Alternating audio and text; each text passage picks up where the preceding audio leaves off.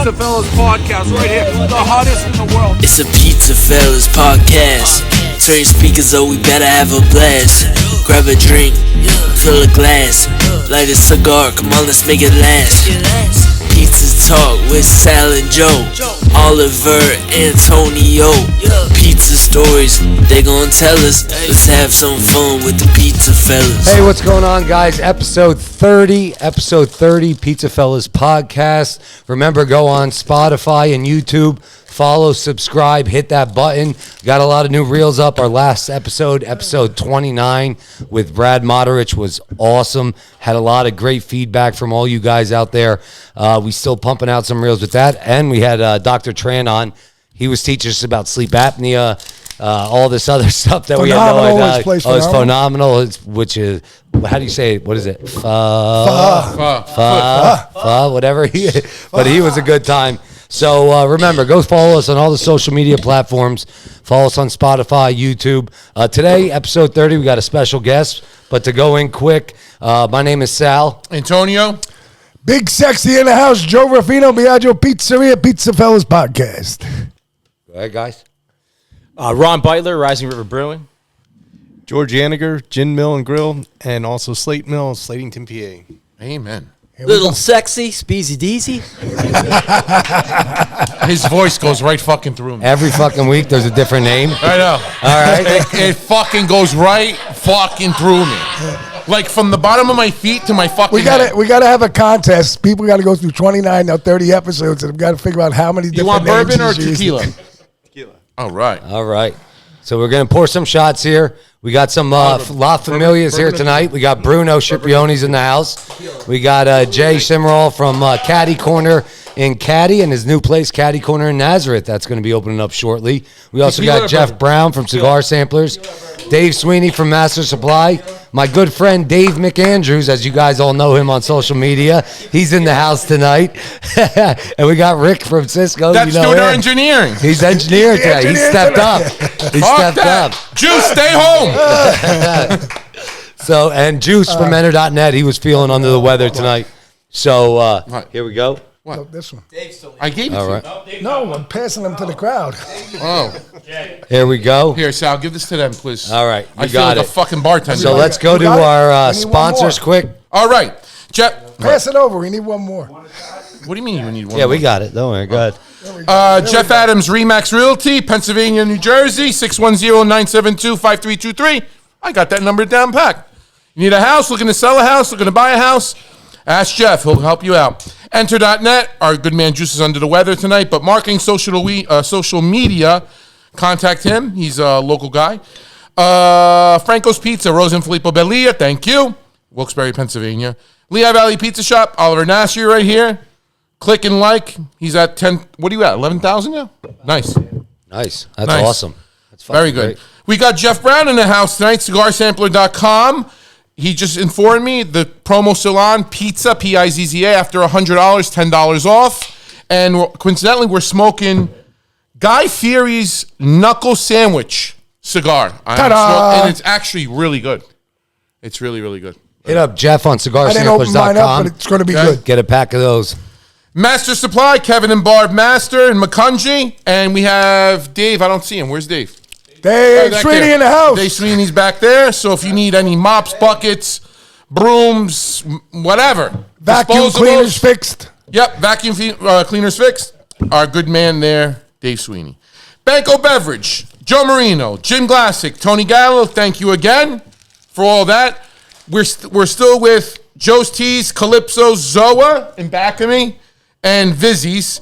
And if you guys need that promo for your pizza shops, restaurants, delis, bodegas, whatever, contact us, DM me, yell out the window, I'll hear you. We'll get you that discount for you.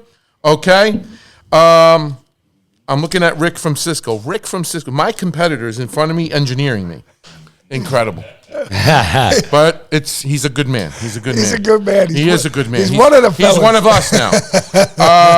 And real quick, before we go on to our guest, Tony, my cousin, is back on a sponsorship. That's right. Came in the other day, TNY Contracting. I got to say this. You ready? Go ahead. TNY Construction. No job too big. No job too small. Get with Tony. Renovational work, new house, old house, shack, whatever. He'll do it. Concrete. What are you laughing? I have to. Okay. And, that's about it. So we got two great guests on tonight. Yes. Very happy. Rising River in Macungie. The Gin Mill in Northampton. And the Slate Mill in Slatington.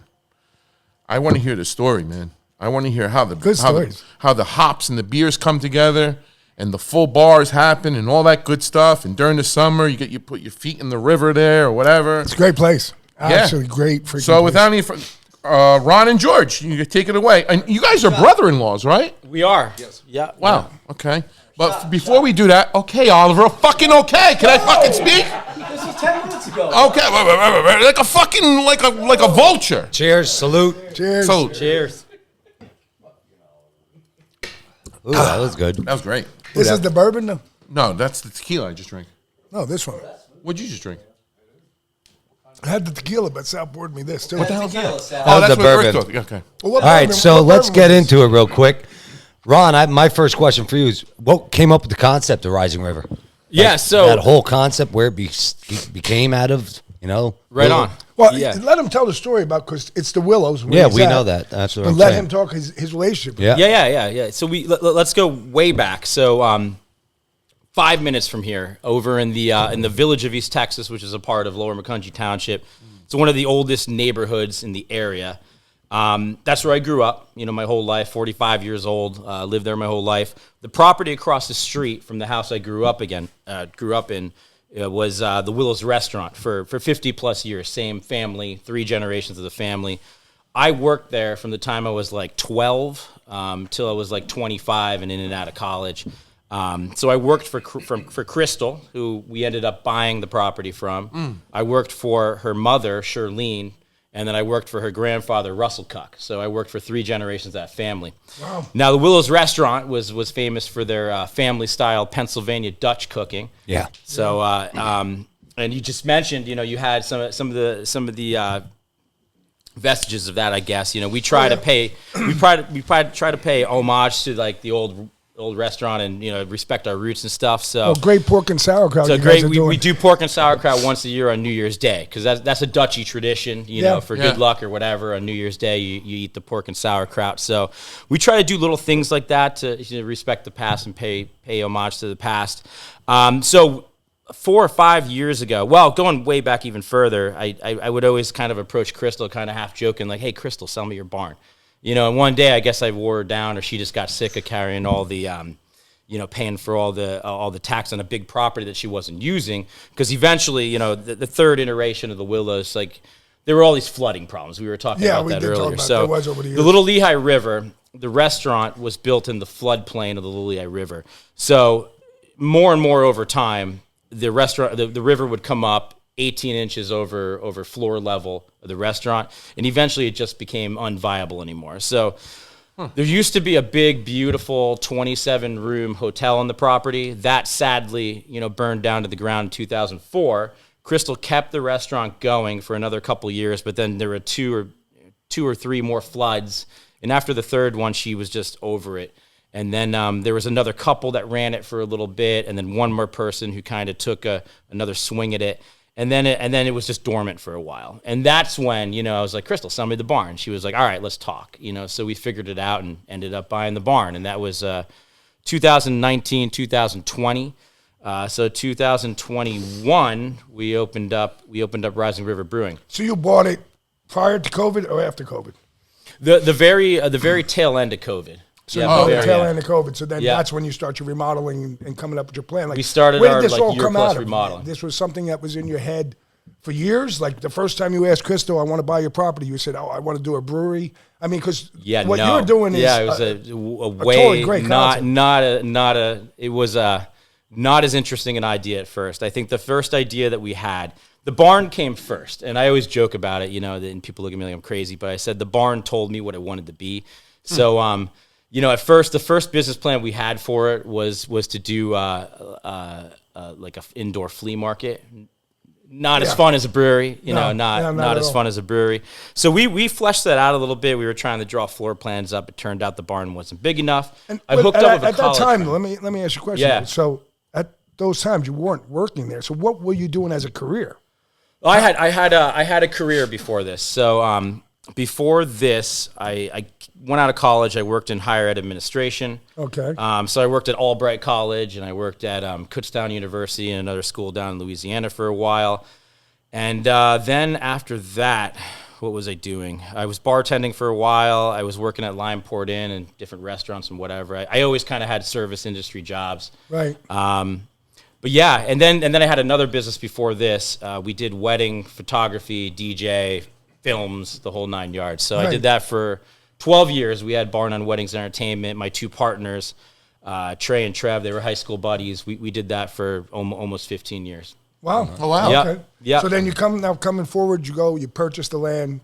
You have, what'd you purchase it? 2020, you said. Yeah, 2019, 20, somewhere around there. First of all, the name Rising River couldn't be a better name. Right. That's could not be a better name. Credit where due. That's actually my sister came up with that. So George's wife. Yeah, Very good. or George's girlfriend. Yeah.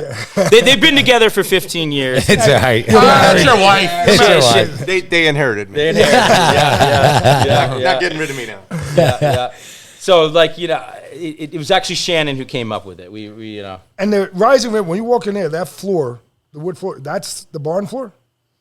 No, that's like pergola or whatever over the barn floor. Oh, okay. We tried to keep a lot of the history of the barn. That's one area we didn't. Okay. So, there was an old pine floor, and pine doesn't hold up great over time. So How old is the barn, Ron? 120 years old. Wow. So it's a century-old barn. I mean, it's not a Pennsylvania Dutch bank barn, so it doesn't have that history to it. But nonetheless, it's a century-old barn. So it's an old structure. It's got history. Originally built as a livestock auction house, and then it was only that for like a decade or so, and then it was social.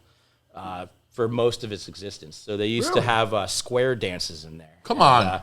Pig races and all kinds of stuff. Wow. Because back in this area, the McCungies, of course, and we're in McCungie now.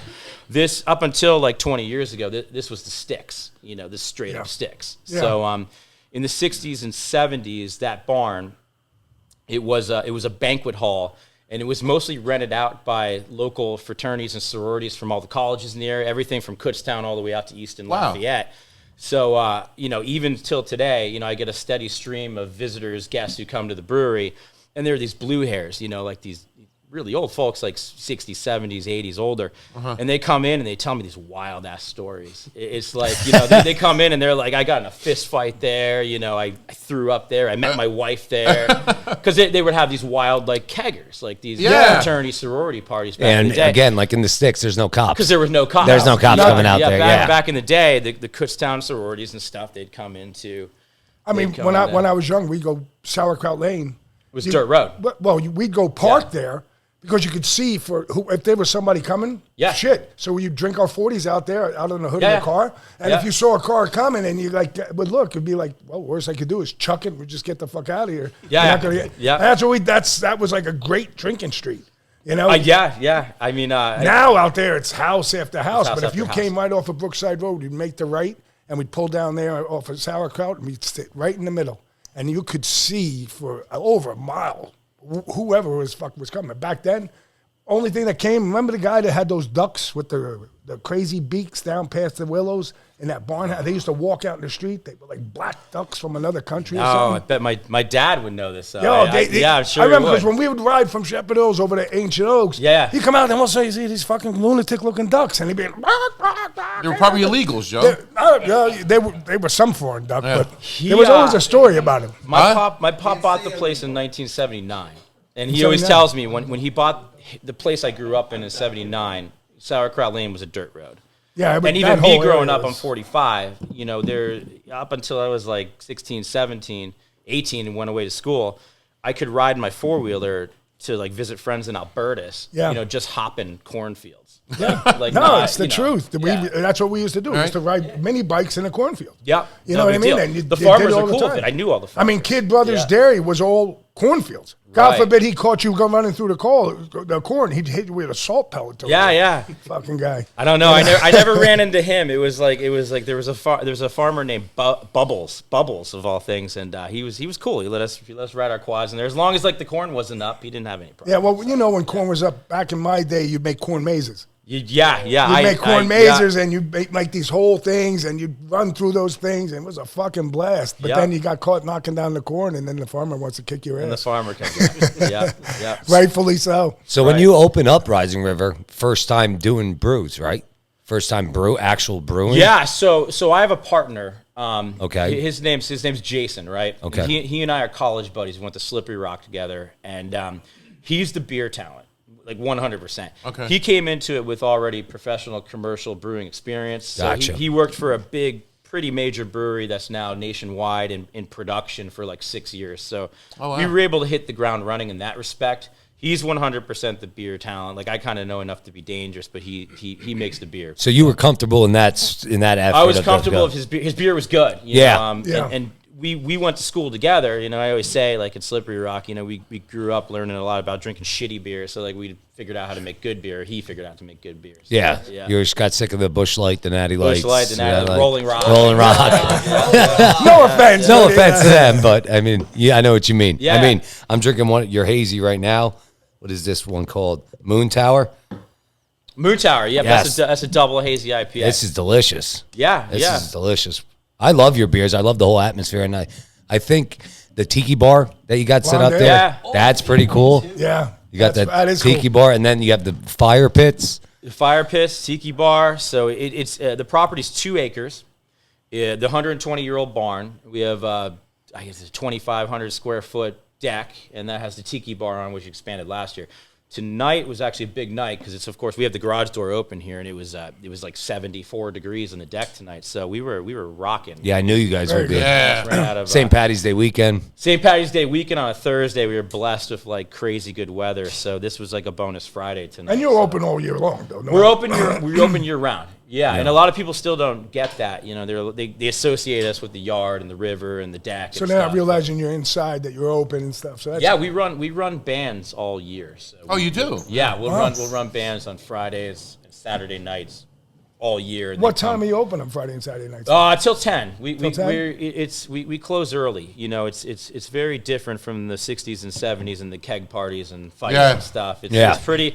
We're very much family friendly. You know, dog friendly. This is dog Baxter. What's Baxter? Right? Bentley, yeah. Bentley. No, dogs are there all the time. Yeah, dogs are Jumping there all in the the time. river and Dog everything. friendly, kid friendly, family Yeah. friendly. I mean, That's know awesome. The slide is one of my son's favorite. The dirt hill. Dirt hill slide. So we were planning out the yard, and we had these big plans to like bring in like play structures and shit, and we were doing a little bit of like excavating, moving dirt around, whatever, and so we ended up pushing all this extra dirt into one corner, and that became like the most popular amenity in the whole place with the kids. Yeah. It's like I thought I was going to invest in like a playground, but all I needed to do was make a pile of dirt, and then the kids And were they love super it. happy. And they love So it. we got this old sliding board thing. We put it down the side of the pile of dirt, and the kids are happy. Yeah. I mean, listen, I know the kids are because, you know, when I came and saw you and asked you to come on, that was during the winter. So you didn't have the outside open. the but outside wasn't on. that day was nice that day. So people were on the deck trying to get that exposure. So me and my wife are on the deck, and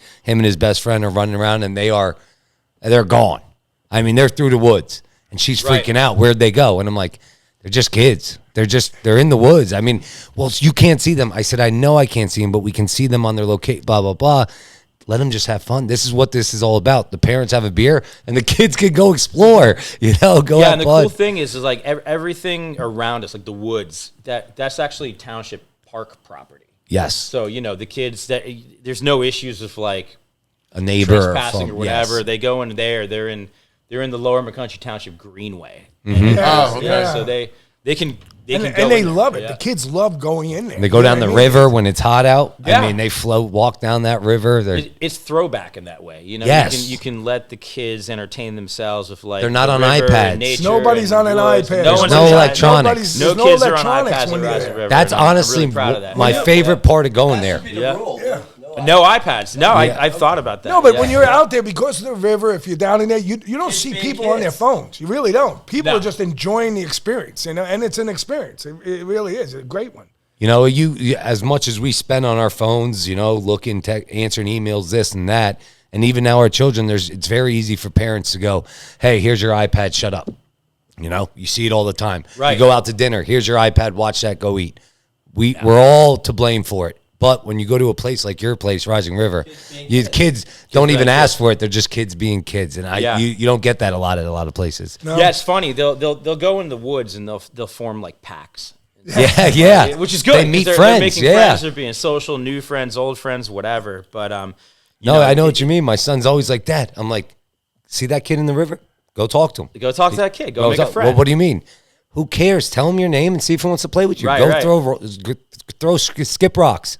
Yeah. See, remember skipping rock? Go do that. I'll never forget, like, one of the first weekends we were open, it's like, you know, and the kids, like, descended on it, which is totally cool. That was a part of our game plan from the beginning.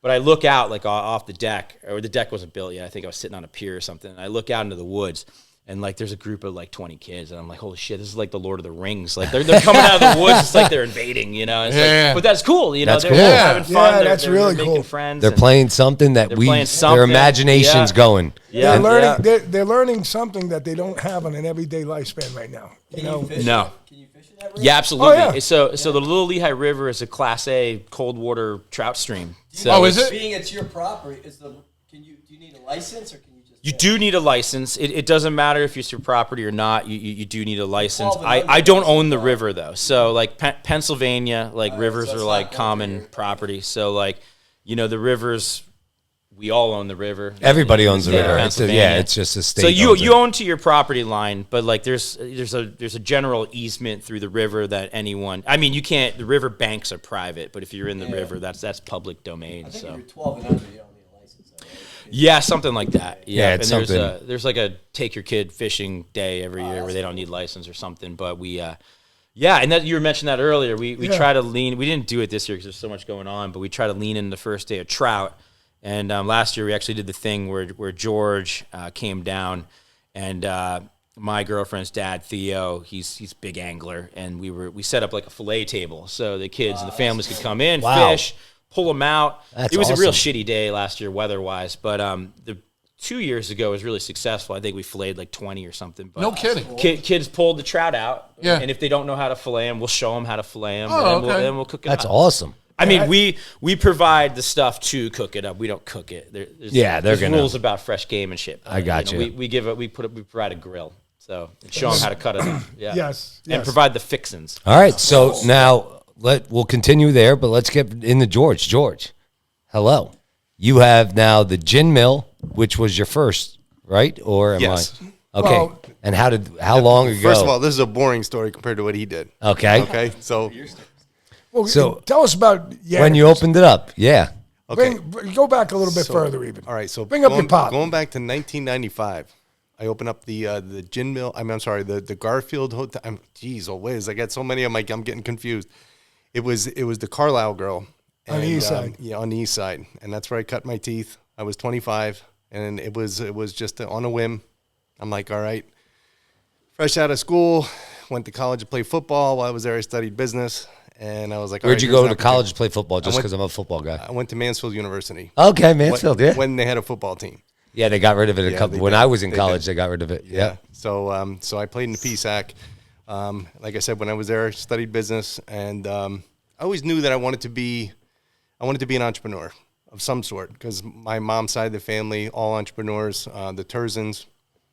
Yeah.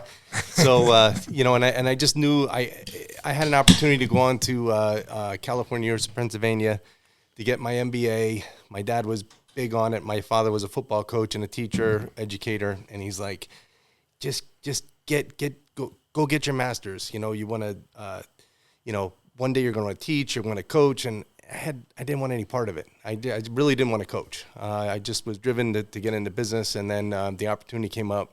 So I bought the Carlisle Grill and jumped right in. My mom took out a home equity loan for $70,000, $35,000 for the license, $35,000. And by the way, though, at that time in '90, you really made a name for yourself on the east side of Allentown that drew not just east siders, but it drew from the whole Allentown Valley area. Your food was tremendous. The management of the place, how you turned the whole environment around. And I remember wings. I remember I used to bring the guys down from 19th Street, maybe like a Tuesday, Wednesday night.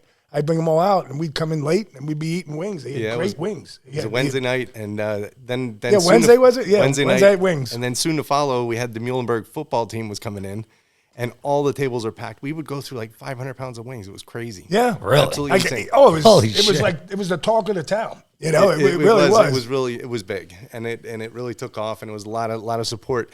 And the funny thing was, the east side of Allentown. If you're not from the east side, they don't support you. Well, no, they did. Yeah, they didn't. Yeah, you're right. You know what I mean? Like, you got to be an east side. That was such a big thing because of the Staley's. Well, you got Staley's, you got the Irish bars. He was the guy coming from out of the area. It was like, who's this guy coming in and stepping on people's toes? Yeah. But, you did it. Like, it was, the name, man. It was fun. It was fun. So how long were you at Carlisle Grill?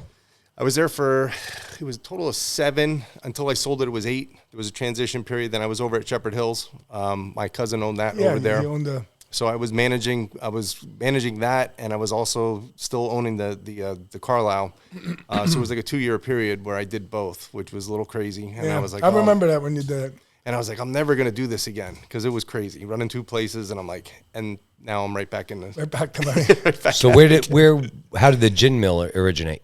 So the gin mill, all right, good question. But I got a question for you. After you sold the Carlisle, when was it? Remember you were doing the semi-pro boxing? It was pro. Pro. Okay, I apologize. Mm-hmm. I would go to. It was at Days Inn. Yes. Yeah, and we used to go support you. Yes. And from the Carlisle, you had it was like Yaniger fans everywhere. Like we all came out to support you at those fights. So while you were running the Carlisle, you're boxing, pro boxing. And I was bartending. Yeah, I was bartending at How night. the fuck did you train? I have no idea. I have no idea. I did, and it was like I think about it now. Would you sleep 3 hours a day? Probably, yeah. And at that time, my daughters were 3 and 5. Holy shit! Wow, he was an unfuckable. The shape he was in was unfucking real. It was, and those were big events back in the day in Days Inn. Yeah. Yeah. But that ballroom, they had the whole thing. They get sold out. No, I totally forgot about that. Like I would go in, I would train, get my head beat in, and then I would go and bartend to 2 in the morning. Holy cow! George, I remember seeing it. I don't know how. That's crazy. And then you have to wake up. You took Derek under you helped Derek. Yeah, Derek. Remember? Yes, but that's how we all got involved with that whole thing. But it was it was a time with look at you. By the time you're done cleaning, you go to bed. Then your daughter two daughters. I slept with Headphones, and a thing over cloth over my eyes, and because they were waking up early. Yeah, I mean, I would get home at 4 o'clock in the morning, go to sleep, and the kids are getting up at 6. Wow! And how That's many years did you box? That's a whole part of your life you forgot. Yeah. Right, bro. Hey, you're 25, you can do anything, right? Yeah, you're right about that. I guess so. A couple years back, I could do that. Yeah, that's funny. So then you sell the Carlisle. You're at Shepherd Hills. You're managing Gin Mill Origination. Okay, so now my uncle Mike Turzin comes to me and says, "Hey, he had the Garfield at the time, and he says, are you interested in getting into business again?" I'm thinking, man, I just got out of the whole thing with the Carlisle, and then I was finally back on my feet. And the reason why I left the Carlisle was I couldn't afford my own health insurance.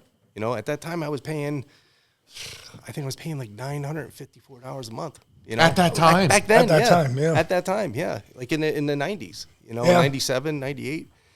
So nothing's changed though. I mean, it's still high. It's still high, but I mean, back then for family of 4, I mean, so I went, jumped gun, went over with my cousin, and I was working there, and it treated me good, and then I sold the Carlisle, and then eventually I got approached to go up to Northampton, which was my alma mater. I went up there for my junior and senior year, played football up there. Again, was driven to go play football, so I went to Allen in my freshman and sophomore year, and we were 0-10. Horrible. It was a horrible thing. Like, I'm thinking to myself, and we had the talent. You had, Joe Tadashore, Glenn Joseph, all these. That group. I remember that group. They were phenomenal. They were undefeated as sophomores, and they were probably the best team in the state. And then everybody just started leaving. Joe Tadashore went up to Whitehall, and Glenn Joseph went to Whitehall, and I'm sitting there thinking to myself, I'm coming in as it would have been my junior year. I would have been the starting quarterback, and but we were horrible. So my dad said, "We're going." So Andy Molaski got the job up in Northampton. Yeah, Robbie. That's his dad. So Rob was a junior. He was just in about 5 days ago. He was in. Yeah. Yeah, he stopped. It was on a Monday. He came by. He came by to see me and stuff. Yeah. So Rob was our quarterback, and I went up there as a junior, and we ended up going. I think we were 7-5, and then my senior year we went 8-4. Yeah, those were 12-game seasons back then. Yeah. Well, Yes, you guys they were. played 12 because of Thanksgiving Day. That's right. The rest of the league was playing And 11. we played in East Penn. Yes. That's when we played football. That was the East football, Penn man. Conference. The Yeah. East Penn That Conference. was a fucking grind. And it was no joke. That was that was the day in, day out kicking your fucking teeth in. Peaburg. Yeah. We went down to Peaburg and played Easton. Went down there. in Easton. People threw fucking rocks at your bus. They absolutely did. Easton threw rocks at your bus. Yes, they did. I remember my senior year, we beat Easton. We had to get on the bus, put our helmets on, and we were like this. Boom, boom, boom, boom, boom, boom, boom, boom, boom, boom, boom. I mean, until you got out of there, you're sitting there like the lights, like turn the fucking bus right on red. Right on, get us the fuck out of here. Well, at least it was rocks. Right? It wasn't bullets. Well, I know, right? Not like today. Yeah, like Now today it would have been a freaking machine gun shetty, you know? Brrr. Ay, ay, ay. But that was a place. They threw rocks in Catasauqua too. Trust me. Yeah, I know. We had a big fight on Thanksgiving Day. That was a big game. That was a big game. That was a big game. And I never realized how big that game was until I played in it. We played in front of 10,000 people. Holy Yeah, shit! For I a was high at- school? High school. It's High standing school. room only. Like the stadiums, if that seat was 10 in a row, they put 15. Like it was, and It was- around the track. Yeah, it there was were like a certain Mount. It was like a stadiums. Mount. Remember Mount Carmel? Mount Carmel, I played in front That of was about insane. 11,000, and then when we played Liberty, my And if you junior were year a was- star, there would be like groups of 200 heckling you. You know what I mean? Like, get in that fucking kid's head. Hey, yo, and you're young. I remember It was all Mount Carmel, different. what they were doing to him. I was saying to myself, Jesus Christ, his heels are touching the goal line. Let him fucking bunt the ball. I mean, my buddy Dave over there, he could tell you that Mount Carmel game was fucking. That was a I game, mean, Dave. you drive through, the fucking town shut down. It's like fucking. Signs of it's a players movie. on windows. you Window, know? we are closed because of the game. And Yeah. you're like, fuck. They but- still do that in Mount Carmel. Yeah, they still. It's It's crazy. intense. Those are the good old days. Yeah, Oh, But- congrats on Parkland, huh? Yeah, congrats. congratulations. But we'll get back into the Gin Mill story. We'll get back into Slate Mill. We'll continue at Rising River. We want to talk more brew and beer. We're going to take a quick break, have some food, some pizza, some sandwiches, and then we'll be back on for our second segment. Cheers. We'll see you guys shortly. All right, guys, back here. PizzaFellas Podcast, episode 30. PizzaFellas Podcast, episode 30. We got great guests on, Ron and George from Rising River, Gin Mill, and Slate Mill. Talking about beers. We're drinking their beers. They're phenomenal. Yep. We're also having some good shots here. We got tonight we have El Tesoro. El Tesoro. Let me read it, Sal. You got that little Spanish. I'm more Spanish than you. El Tesoro, anejo tequila, el puro de agave, de Don Felipe, La Alteña, Rancho en Galijo, Mexico. I like this. I really, really do. Yeah, I picked it up on the way home. My father-in-law, Colby. Showed up for the first time, Sal. I got to call a spade a spade. Usually he shows up with a half bottle because he drinks it on the way here. But tonight he showed with a full bottle, and it's called Quiet Man. Ironically. But to get into it quick, let's take a shot. Let's say cheers to everybody for being here. Yes. Cheers, everybody. Salute everybody. Salute. La Episode Familia. 30. That was good. That was really good, actually. Yeah, that is really light. That is light. All right. And now for our sponsor, one of our best sponsors that we got out right now.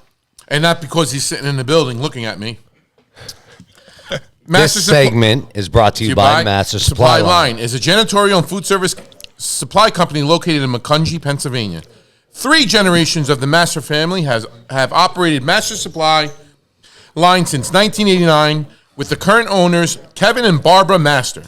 Their products include disposable food service takeout containers, napkins, cups, and straws. A full line of cleaning and warewashing chemicals, grill cleaners, degreasers, and floor care products. Restroom supplies, such as hand towels, toilet paper, and hand soap. Janitorial mop buckets, mops, brooms, and vacuums, which coincidentally Dave fixes on the weekend, like he said. Office supplies and restaurant supplies such as commercial-grade cookware, storage containers, and kitchen utensils. They offer free delivery with no minimums in the Lehigh Valley and surrounding areas within 30 to 40-mile radius. Get in touch with Dave Sweeney.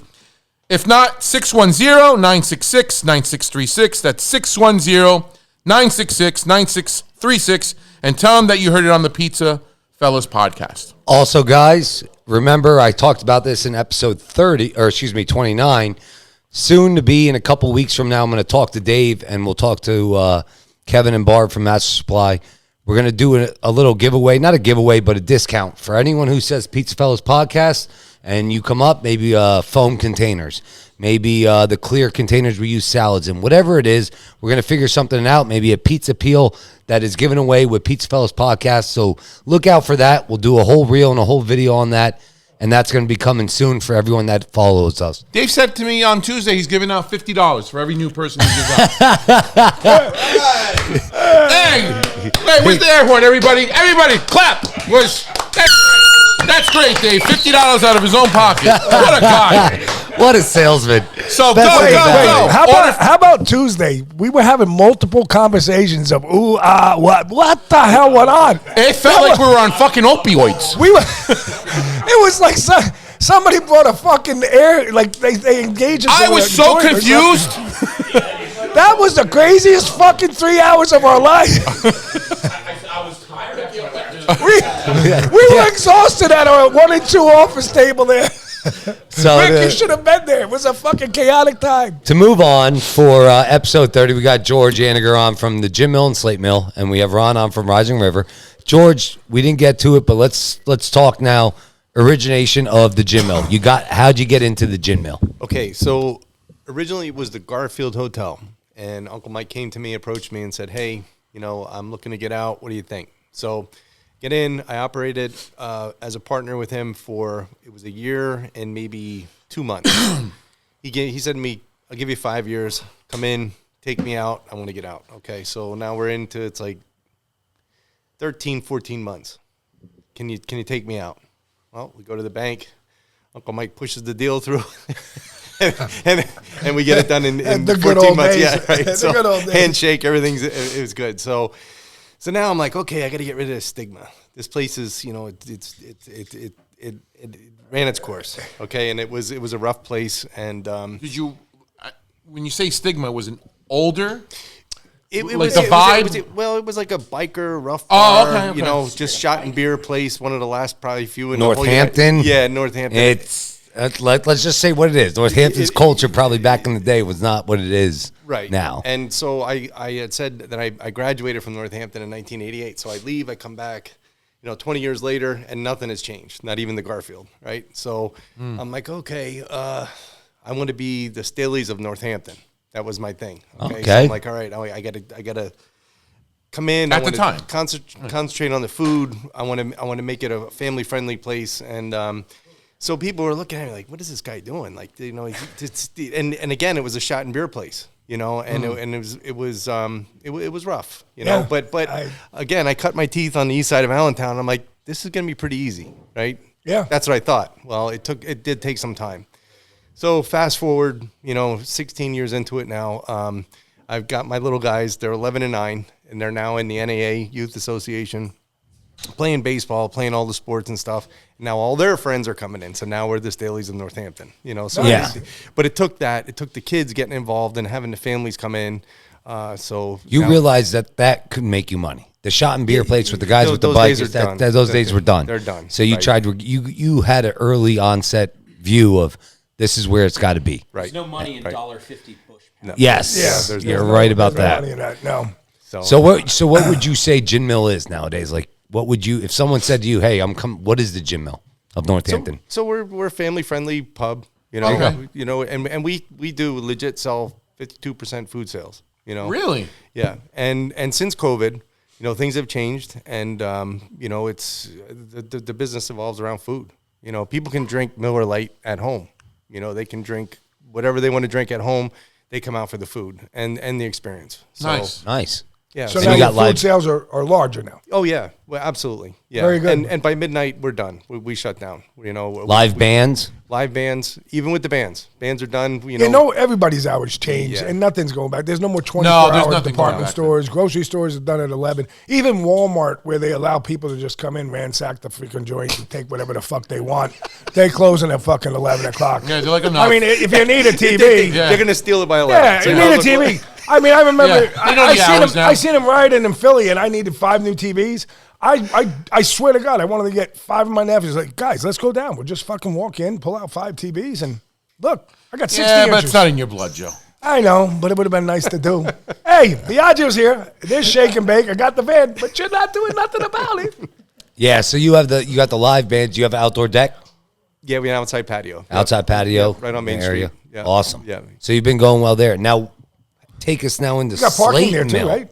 What's that? Parking up at the Gin Mill too, right? Yes. Yeah, we do have a parking lot. Yes. And Unlike Slatington, it's all on. So Slate Mill, how this is my first time in a while. Where is the Slate Mill? Yeah, I'm what is still that? trying to Yeah, figure out where it is. What attracted you to get up there? Is it just a new challenge? All right. Let's go back to this. So, Yeah. Bada bing, bada Okay. boom, bada bing. Sorry. bing, bing, bing. Yeah. All right, so we're located on 873 Main Street, Slatington. There is no parking. There's about 5 spots in the back, and that's pretty much employee parking. But how did I get into it? Old cousin Mikey comes to me, Mikey Turzin, says, hey, what do you think? The Shack, it's been for sale. They Oh, shuttered the during- Shack. It was the Oh, Shack. yes. okay. Now I know where you're at. All Okay, right. So it shuttered during COVID, and they were closed for 18 months. It's right up the street from Mama's. From Mama's, yeah. Yeah, it's right Yes. up the street I've from had it Mama's. today. Now- Same now- side. Yeah. Same side. Always had a great business, did a great food trade, but they couldn't make it through COVID. They shut down. And so cousin Mikey comes to me, and it's one of his locations with his vending business, and he says, it's a great business. I think it's a great stop. What do you think? And I'm like, I'm trying to get out. I got in when I'm 25. I'm 55. I've been in it 30 years, and I'm right now, my manager that's been with me for the last 12 years, Warren Hoyensky. Warren's buying in as a partner. I'm still 51%, but Warren's buying in, and so I'm thinking, okay, here's my retirement. I'm going to get out and ride into the sunset, right? No, Right. cousin Mikey pulls me right back in. He says, hey, I got a great idea. So we go up to Slatington, and we opened up December 7th, and it's been a great success. Much support from the community. Nice. And it's the same thing. Food sales, just food sales, food. We get our stuff from Tommy Burke's. Tommy, Trio And, Provisions. Not Trio, Tommy Burke Provisions. But it Tommy used to be, that was Jack Shook prior to that. No, that was Wasn't Jack Shook, it was on Fullerton, and then they moved it up there? well, Jack Shook. It was Jack Shook, and then the Oh, then, place- okay. and then I the got it place over confused. in East Right by Texas. him, yes. Yeah. So anyway, so Tommy Burke, we get all of our stuff from him, and so Blaze. there's No there's Cisco? Blaze, yes, no, no. So we get our meats from Tommy Burke, and so Blaze lives in Slatington, and Blaze says to me, calls me up, he's like, listen, he says, I don't, if you need anything, just let me know. They were dropping food off 3 nights a week because we were just blowing through our inventory. I'm trying to run things like I did at the Gin Mill. I'm like, all right, we're established, and I'm afraid I'm going to over purchase, especially the fresh meats. Yeah. And we were just blowing through it, and it was insane. So That's a things good have thing. leveled off. Yeah, it was very, very good. We just said very receptive, and it's been a great. That's awesome. Yeah. I'm glad to hear that because Good ribeye beef. Yes. I'd love to Ribeye go beef. up there because again, I feel like you have just hearing your story have taken a lot of your East Side roots from the Carlisle, and you've taken that and learned what you learned on the East Side and now developed it everywhere you went. Whereas what I mean by that is the Gin Mill, Old Northampton, the Old Northampton crowd. Let's evolve this. Let's make it revolution. Let's get something bigger here. It's the basics. Yeah. Well, the Shack was the same thing Right. as you saw before, shot and beer bar. Right. I know a lot of people even people who work for Biagio's, after work, they're from Slatington. Where are you going? We're going to the Shack. We're just going to go get a shot and a beer. Now you've taken food. You've taken good food and you brought it to those areas. You've now revolutioned that area or made it this way, remodel. And it's just great. It's great to hear that. It's good to see for the whole Lehigh Valley. Well, thanks. That guys are in the valley Yeah, doing but I that. have to say, I know you for years. Every bar that you've had, your food has always been spectacular. As far as it goes, you've really taken that bar niche food and you've done a great job with it. You know, every establishment. I've never heard a bad word about anything. Never. Thank you. So have And you? I mean, I interact with a lot of people. You know, Have I you guys honestly done do. collabs? You and your brother-in-law, Ron? Yeah, we have. Yeah? Yeah. So certain weekends when he gets stuck, if he doesn't have a food truck, you know, we do a pop-up kitchen. And Okay. Yeah. So we moonlight over at the Rising River. And then he works me from sun up to sundown. Go to sleep in the apartment. Wake up, do it all over again. And it's fun. And our kids they're running a path. They're going, you know, Jack and Duke. They're giving the kids the tour of the Greenway, right? They're showing all the kids the, That's the awesome. ropes. Yeah, it is cool. Yeah. that's What awesome. else can you ask And for? I gotta say, that stupid mound of dirt gets me so upset because they go in there and they're being kids. And they go in there with their school stuff on. And I love it. I know, and I gotta love it. I do because they're I not love on their it. screens. But I get so mad. Sunday night I go home and Monday morning I'm in there cleaning their shoes up because I got the dirt all over. But they're being kids, and it is a great thing. Like you brought that out, and I gotta look at it that way because I'm like, you know. Well, that's how I always look at it because I was Yeah. a fucking maniac and I understood They it. got to start running through the river before they go home, though. Then I Yeah. just throw them in the dryer, and then it's Monday morning. When we go were to school. young, we were playing in dirt. You know what Yeah, I mean? I know, When it rained, it didn't mean you didn't go outside. Yeah. You know what I mean? You just got dirty. You just got dirty. You got wet. Right. You know, it's like the argument was, it's raining out. I want to go out, Ma. You know, I want to go play. Me and my cousins, we would go out with me and my friend. Like that, to us, it didn't matter. Rain, dirt, mud, that's it. So no, Jack, our oldest boy, he's 11, and the other day it's pouring down rain, and he gets out of school and he goes on a bike ride religiously every single day. Gets out, he wants to go on his bike, and it's pouring down rain. He says, "I'm going to go out on my bike." You can't go out in the rain. It's raining. You're going to get hit by a car. You know? But it's the stuff that we did. Yes. Yeah. You know? Yeah. It's the stuff that we did, and Jack's right. Jack is he's an old head, you know, and he's got the old time music playing. He's got his stuff from his pappy, Ron's dad, and you know, he's just an old head. So you guys got a close niche family. I can Oh see yeah, this. absolutely, yeah. That's Yeah, awesome. you guys are together on the holidays. You guys are supporting each other. You guys are That's helping great. each other. There's nothing you can ask more Yeah. than No. that because you don't see that a lot of nowadays, and especially in a business like we are in the restaurant Right. business, it's hard to be family oriented. You know? see people get divided. You know what I mean? Like, and it's a shame to say it, but that's what you see happen. So it's good when you see people in the business and they all together, they're all happy, they're supporting it. At the end of the day, that's what it's all about. It's better about believe for it. families to grow about the together. family, yeah. You Without know, a doubt. Who are you doing it for? You're doing it for the kids so they can have what they want. You know, Right. for the trips you take together and the moments you have. You know, Right. it's Very really true. true. Well, to go on, Ron, let's get back real quick to Ron. Ron, when you go into your beer and your Rising River, we love it. We're drinking your beers now. I got the Moon Tower. I love it. I got the blonde here. I got to try this Blonde smoked ale. one soon. What is your favorite beer that you enjoy the most? Being in a brewery, you try a lot. What do you enjoy? Right. So there's some Moon Tower floating around tonight. That's a good one. I like it because it's on theme. So it's got a little bit of Sabro hop in it, so it gives a little coconut.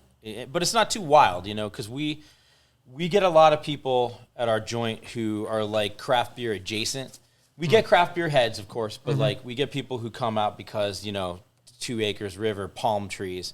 So we brew a lot of like blondes and lagers and pilsners, like approachable, regular beer, you know, beer flavored beers. But that Moon Tower is a good one. So like I That I one's like a good that one. Sabro. You like that one? Yeah. Now, you had one, was it, what's that drink, the orange drink you guys make?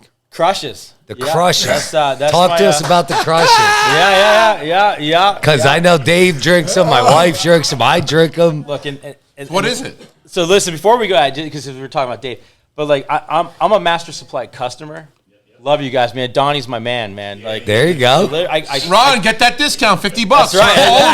I'm Yeah. talking Old for that right and new now. customers. Because the discount, man, I got to throw out some here. He's Like, giving no. you 50. But in all seriousness, man, I have texted Donnie at like midnight, you know, and the next Yeah. day he's like in my front door delivering What do I whatever do? the heck I need. I so, text yeah. you all hours, and it doesn't matter. I get a thumbs up. Master You Supply know what I mean? line. Yeah, 100%. I mean, Donnie's my there's boy, no man. cutoff. There's no cutoff. And You he know what I plays mean? there It's- too, kind of, sort of, maybe his band. They're a regular band at the joint, but yeah, it crushes. So obviously we have this like beach theme, like Ocean City, Maryland, Key West, just two Yes. places that I like. A lot of family trips. Family trips. Yeah. That's Oh, yeah, right. Key Yeah, West. you guys were just right. he was in Florida. What's your favorite Just place? there. What's your favorite place to stay in Key West? What hotel? You guys got an Airbnb or? So last time I was down, it was a place called the there's this place called the Mansion House, and they have these Yes. villas called Rose Lane Villas. Yeah. It's like Okay. 2 blocks off Duval. Yep. Great place, like a pool, and that was my spot last time. But, like, Southernmost was my last time I was. Southernmost Resort, You great. know, Great and then the place. Reach, Yeah. I've stayed Southernmost, and then Southernmost again. So that was Yeah. each time I was down What's there. the sandwiches they have down there? Conch sandwiches. Oh no, Conch fritters. Yeah, Conch fritters. fritters. Yeah. But the Yeah. grouper is off the Yeah. hook. Grouper's the off the island, hook. that Hogfish. that island, Yeah. that island that you take the boat to. What the heck's the name? Sunset Sunset. Island. The Yeah. restaurant on there was one of the best grouper sandwiches. Gigi, remember when we went to that restaurant? That was, oh my God, like it was so What good. about And then, that Blue the cafe, the Blue Heaven. Blue Blue Heaven. Heaven, Louis' Back. backyard. Louis' Yeah. backyard. Yeah. Another fucking great. Bagatelle. It's all nice. Marathon, Esmeralda, all that. Oh, that whole area is nice. Well, real quick, let's get it. What about the? But what- two things I love is like restaurants, and Key West has that, and music. Trip and fall on the most Have- talented musicians. have you in been- the I met ZZ Top Yeah. there. Have you Yeah. been to the Bull Remember and Bear? Gigi when we met Yeah. ZZ Top? Yeah. We went. What was the name of that bar? What was it? The Rams? No, Caddy corner. no. It was right. It was right by where the. It was right. No, it was right. It was across the street from. No, that's the not the Hammerhead. It's behind.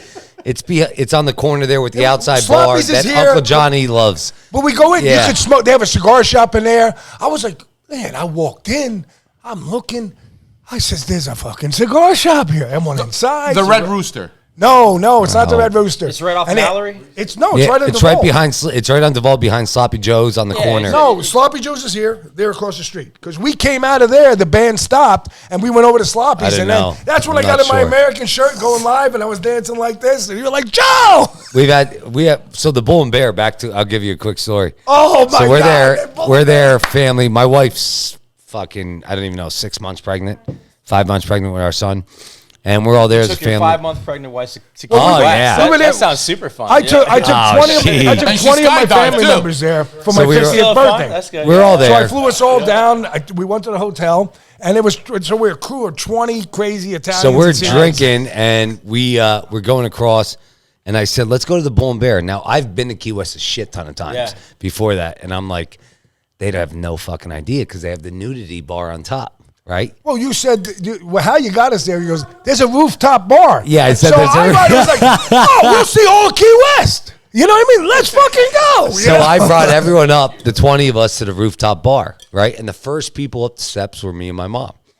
And I said, this is going to be fucking hilarious. We walk in, she opens the door, because you go up the bar, there's 3 bars, then you go up to the roof. Now you're going up like you're going up an elevator steps. You know what I mean? yeah. You got to open the fucking Yeah. bar. You look in.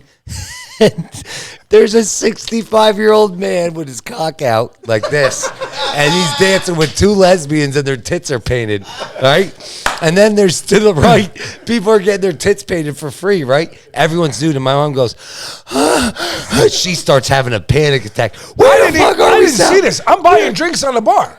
Like I'm like, Where are we, Sal? They were all She goes, come over. I I'm can like, see give his me cocktails. his thing. I was like, Mom, you're 50-some years, you're 40, you can say it. Dick, yeah, you see his dick. It's right there. Yeah, we see it. I know. I know. She's like, "What are we doing here?" Next thing you know, I'm like, "Just blend in. It's Key West. You know, this is the one place where LBGQ TV lives So she took off forever. her shirt, yeah, right? but wait, Ron, George, I'm on the bar ordering drinks, and I'm just yelling at who wants this, who wants that. Finally, we get the cocktails. I turn around, I'm like, what the fuck is going on here? And like, my daughter was there, so I was like, get the fuck out of here. Yeah, We're yeah. going. I But said, get he the never knew fuck about out it. of here. He's Everybody like- down. He's now. like, everyone I out, said, and I'm like, "Where's everyone going?" we're out of It's here. just I Key said, West. I got my daughter here, my wife here, I got my daughter-in-law's here. This is fucking crazy. Bull and Bear. Now I fucking understand. Then I got one more. I was like, this The is next- fucking crazy. The next night, half the party stays in after dinner, right? They're like, after last night, after all the drinking, everything, we're staying in. I said, me, my dad, my 2 cousins, and my pregnant wife stays out with us. All right, who's watching the guys? Oh, she's volunteering. All right, you want to watch the guys. We have stacks. These shot glasses. You know at Sloppy Joe's they give you these shot glasses. yeah. What a We had night. 2 towers, right? Where are we going after this? Where are we going? The strip club right across the street from Sloppy Joe's. So my wife's like, where are you guys going? Oh, we went to the strip club. She's running over, comes over, right? My cousins are in the back. My dad's at the bar getting shot, doing something. I'm sitting at the strip thing, and I'm not a strip guy. I just like to go. I like the experience to see what everyone's doing. So she sits down next to me, and we're at the thing, and some stripper comes over and starts going like this, right? Not to me, to her. She looks up to the stripper and goes, listen, you fucking touch me or come near us one more time, I'm going to get on the stage, I'm going to rip your fucking head off. And I said, she's 6 months pregnant. You don't want to fuck with her, buddy. Next thing you know, call your cousins, wrap it up. We're going home now. We got the fuck We out got of out Dodge. of there. We went up, but... And there I'm turning around, so I got the drinks in my hand. I'm like, where's everybody going? yeah. He's like, where's everyone going? I was like, Ashley wants us out now. All right, let's go. Carrying the But bottles like this. Key West. And then you were just in Fort Myers. Yes, Fort Myers Beach. Yes. Yeah. How was Yeah. that? It was kind of a bummer of a story because like that was my spot. Like during the pandemic, I was, I had this other marriage thing that didn't work out. I was single for a little bit, and I was going down during the pandemic, and I was going down to Fort Myers Beach all the time. But like Ian, man, fucked it up. Like all my that spots, hurricane. that I Oh, used to yeah, go down yeah, there, yeah. they're gone. So like we went down there. It was cool. Fort Myers Beach. The best thing about that is like. The ferry is 3 hours to Key West. yeah. So you jump on the Key West Express. It's like $160. You take the ferry 3 hours across the Gulf. You come into Mallory. I always say like Mallory Square is awesome. You got to go to have Key to. West on a boat. Yes. Don't fly there. Don't drive there. Don't drive. Go there on a boat. I drove there. Do not Because drive. you do it once because it's fun to kind of go, and then you realize there's 2 lanes in, Yeah. 2 lanes out. not Take the boat. Yeah, yeah. go to Fort Myers. But that's still like a devastating thing down there. We did a fundraiser for it at the brewery because like it was just like a place I became attached to, and like, but it's like there were places I go to see bands. That's my thing, man. I like to go out and see live music. I love live music. And it's like I they're really do. gone. They're not there anymore. It's Yeah. flat sand. It's So- tough, man. Yeah. We were there during COVID because it was the only place open. And Right. my buddy Jimmy Fontanini, shout out to Jimmy Fontanini. He's out there and he works for Ezzo, right? Now he's working for a Italian coffee company. Oh, no. Oh, Jimmy. Jimmy Fontanini. He gave no. us our shout out on our social media. No, that's not Jimmy Fontaine. Yes, it is Yeah, Jimmy Fontanini. We're not saying his last name. They're not saying it's. We call him Jimmy Fontanini because okay. he worked for Fontanini. Okay, But he was out there during the hurricane and he was doing live videos during Ian. And I was Right. like, wow. Yeah, Like and he had he's- just moved down there, and he he just- it's and it got hit. sold his house for like tremendous money. He's like, I bought it for this, and they offered me like 200 some thousand more. They knocked on his door. How his whole retirement came was somebody came to his house, knocked on his door, and said, "I'll offer you this," and he was like, "Wow, that's like I'll take it," you know. And then he goes, he calls me up, and goes, "I'm moving to Florida." He moves to Florida, and next thing you know, Ian hits. Yeah. Literally a couple months after I went to visit him. And I went there, and I'll be It was honest. Ian. That was Ian. It was right? Ian. Yeah, that was. Oh, I just don't have the right. Yeah, Devastating. Hurricane Ian. And I'll be honest, there's not a lot of pizza shops down there. There's not many. Not good pizza in Florida. There's not that great of pizza down there. And I mean, he brought me down. He's like, check it out. And I'm checking out. I'm like, yeah, it's a great opportunity. But to leave an area like this where you're established and go down there, you got to have a lot of balls. Your balls got to be big, and you got to have some money. And it's tough to go down. But he was showing, and there's not. It's just it's a different atmosphere than up here.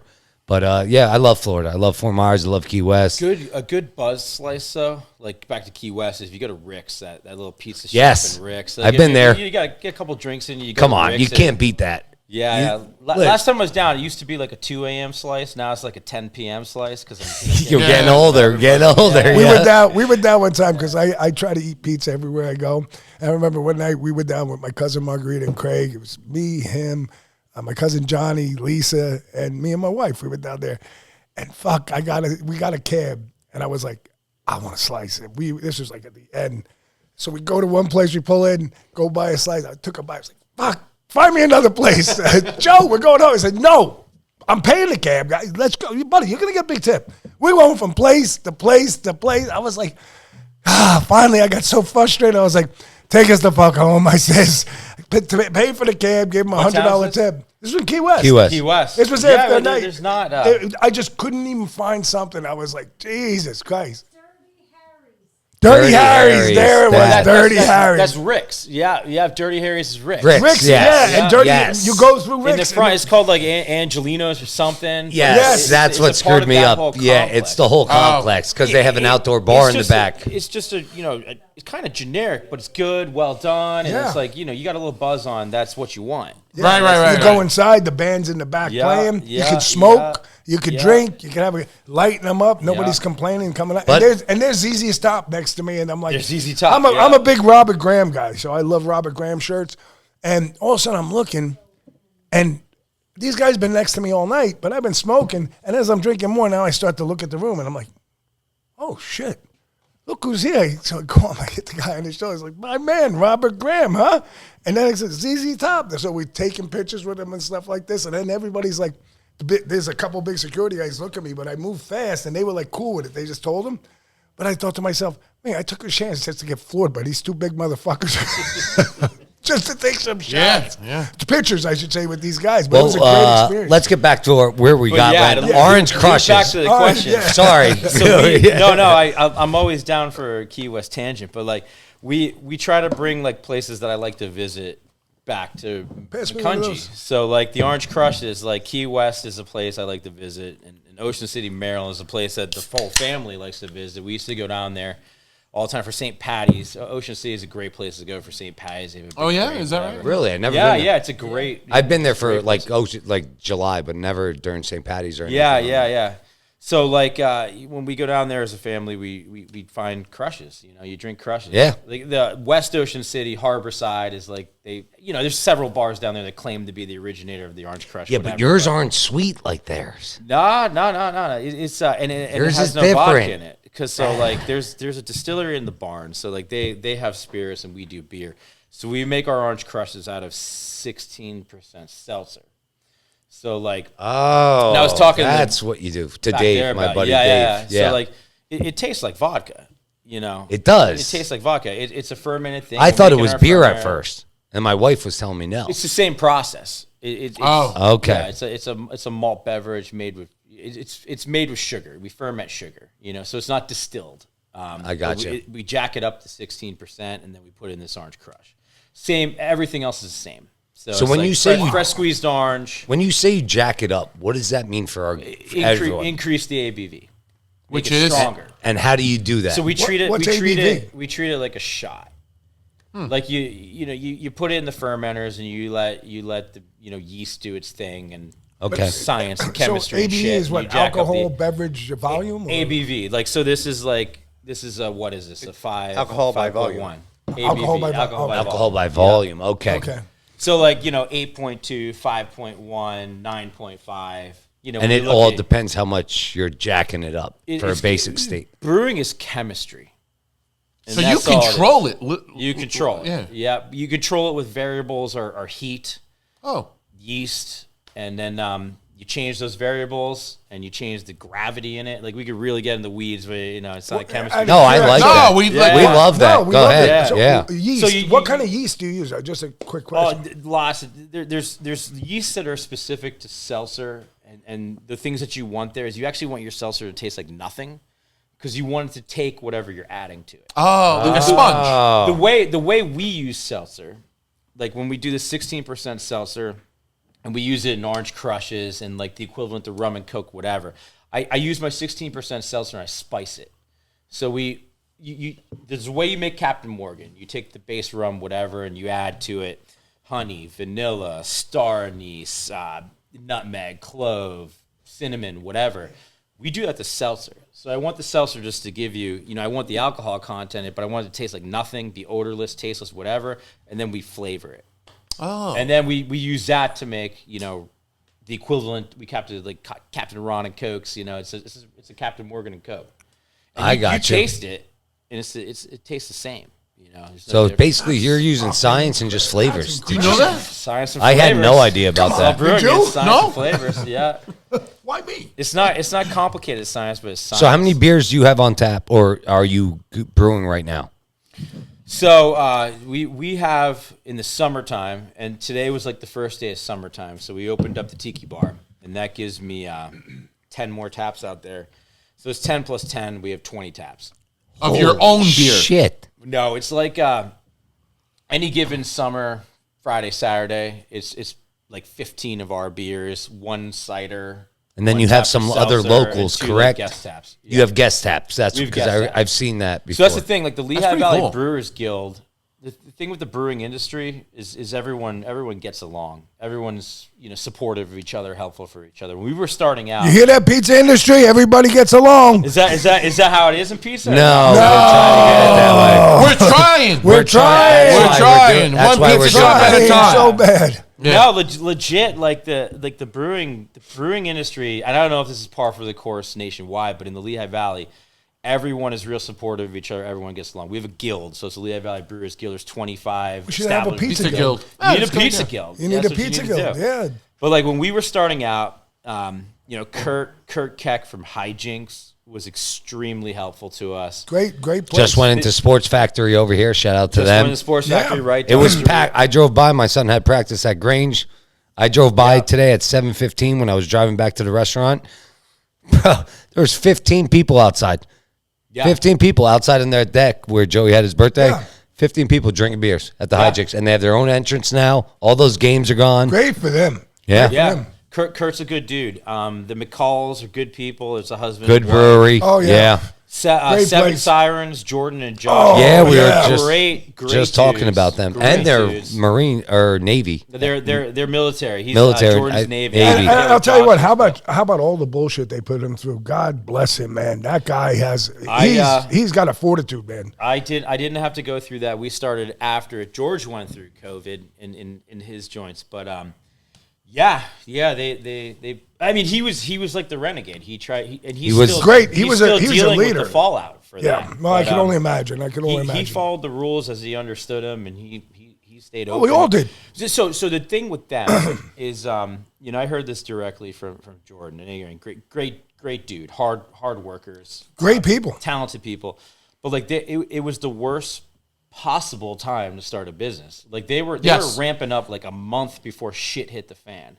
So like, And they're big. they didn't qualify for like whatever acronym loans there were, or support or whatever. Like they weren't in business. You had to be in business so long to qualify Yes, for XYZ yes. grant loan, whatever.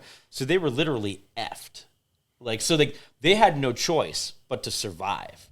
That's So, yeah. I respect the shit out of those I think people. everybody had no choice but to survive, and we Yeah. all just went about it. Everyone did, but particularly them. because That's they their couldn't get situation any of was the really support or unique. whatever. They had a Yeah. unique situation. And then also you're talking to a fucking former Navy guy, and then the other guy's a Marine. Yep. You're going to tell them to survive? Listen, they've They're done gonna a survive. lot worse shit than fucking COVID. I'll Oh, tell you yeah. that much. And God they did a good bless 'em, job. man. God bless them. I can't wait to. I hope And thank you for their we service. can get them on. Thank you for the service. But I can't. Hopefully, we can get them on. But Josh and Jordan, they'll be entertaining. They're good people. so you guys have a whole guild where you guys just get The whole together. guild. Yep, and And everyone, that's like everyone gets Easton, along. Bethlehem, Allentown, the whole. The whole Lehigh Valley. So it's like all the way up to Bangor. There's like Wow. Richmond Holy Farms or shit, something in there, really? and then all the way out. We're like at the western end of it, so it's like us, McCalls, and now Hijinks. We're like the extreme western end of it. That's But yeah, awesome. everyone for the most part is like cool to each other. He's on board. Yeah. Yeah. Helpful. What do you guys have meetings? We do. Yeah, the Lehigh Valley Brewers Guild meets once a month, and there's like an executive board or whatever, and we all support each other. We all collaborate. Right now, there's the winter beer trail, so you get your like passport book. Yeah, I and saw you go that. around, you get stamps, and then Yeah, I saw that on you get all Facebook. your Yeah. stamps, and you get a T-shirt, and there's a party at Seven Sirens, and yeah, That's fucking genius. Well, we'd love to sponsor that. you need a pizza Yeah, I would tray. love it. You need a Yeah. stamp book. Well, and- no, I mean, we would love Yeah. the PizzaFellas would love to come on the guild and just like sponsor you guys whenever you have that meeting or Yeah. that party. We'll Yeah. come Even on. for the month, whatever. Yeah, we'll help. That would Yeah, be yeah. great. But so you go on, you have all this area, you have all this going on. What was your biggest struggle opening up? Help. No. No? We're like we're the outlier. We've been it's a pretty fun place to work when you're like when you're a beach themed brewery that brings in 30 palm trees every summer. We've been lucky in that we haven't had a hard time finding. What do you do with the palm trees at the end of the season? So we bring them all. We import them from Florida. Okay. There's last year we did 18. This year we're doing 30. They're 10 to 25 foot palm trees, different varieties. Some are coconuts. The end of the season, we have an event called the Carving. So we bring in some very talented chainsaw artists, and they turn the biggest ones that are field grown that we plant in the ground. They come in and they carve them in the tiki poles, and then they become art. Yeah. Yeah, so we display them around the property, or whatever. Awesome. Yeah, because I don't like to waste shit. We're inherently we don't want to In the end of the do day, you donate the art? Like, where does it? No, I put them around the brewery, but it's like because people are like, well, "What do you do with the trees?" I'm like, it's no different than a Christmas tree. You get the Christmas tree, you throw it out at the end of the day. But I don't want to try to do that. So we want to make something higher and better out of it. Right. So the big ones we carve in the tiki poles. cool. Yeah. And then the other thing is, I'm drinking your smoked right now. When you say it's smoked, what is a smoked beer? It's a mesquite malt. What? Move that behind there. It's good. Yep. Yeah, watch that. So the thing that makes us smoked is the malt. There's a mesquite malt in that. So that's a collaboration of hygiene. So again, back to hygiene. Okay. So Kurt was so extremely helpful for us when we were opening. So that was one of the first collabs, if not the first collab we did, was with them to do that. It's called Smoked 2 Joints. So 2 joints, blah blah. And we all like Sublime. So I love Sublime. Yeah, I'm a big Sublime fan. Yeah. No, that's cool. I like that a lot. Well, listen, we're going to take a quick break. Then we'll finish up with a third segment. Couple minutes. Cheers to all you guys. And we'll see you guys shortly. Thank you.